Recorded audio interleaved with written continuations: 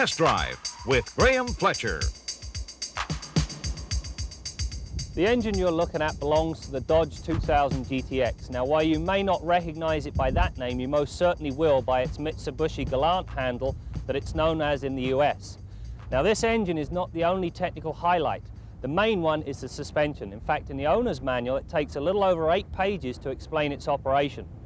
As soon as I get my jacket off, we're going to get down and dirty and really put it through its paces.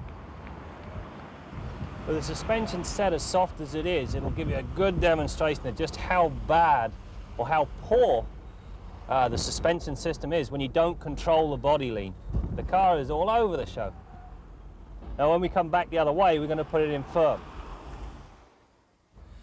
Now we've got the suspension set in the firm mode. The difference for the driver's perspective is incredible. I hope you'll be able to see some difference at home. This really demonstrates the difference when you have a nice taut suspension system, minimum amount of body roll. The car is so much more nimble. It's incredible, the difference.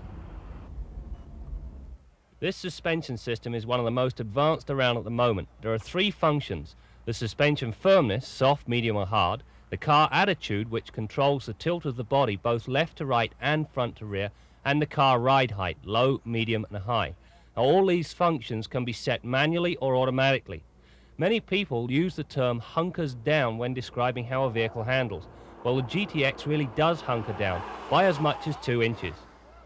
The large side bolsters and a well-placed dead pedal make sure the driver stays put while the suspension does its stuff. We found out just how nimble the car is. Now it's time to find out if it's as quick.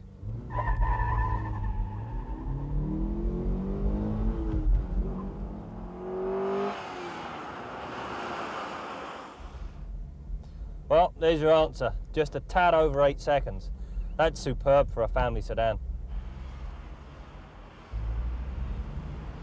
The brake pedal itself has been very easy to modulate throughout the testing thus far, so it'd be nice to see how quickly it stops. And we're going to lob the anchor out right now. Whoop. Very nice. Anyone into gadgets and buttons will be in 7th heaven, because this car has more than its fair share of both. The graphic equalizer and 2 choices of backlighting are good examples. The engine is very potent and loves to rev to the red light. Strangely though, the vehicle lacks a real sense of speed. The speedo and the stopwatch tell you the car is quick, but the sensation says quite the opposite.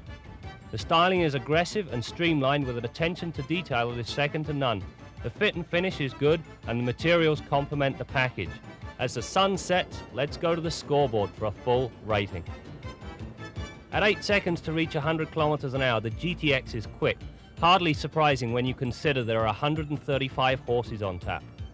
The handling is consummate in every sense. Very comfortable, very stable, and certainly better than most setups around.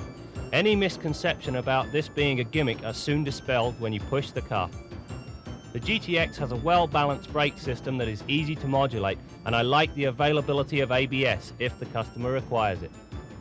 The GTX is surprisingly quiet when you consider it features a 16-valve twin-cam engine under the hood. We averaged 9.8 litres per 100 kilometers during our 2,000 kilometer test. Very economical given the performance.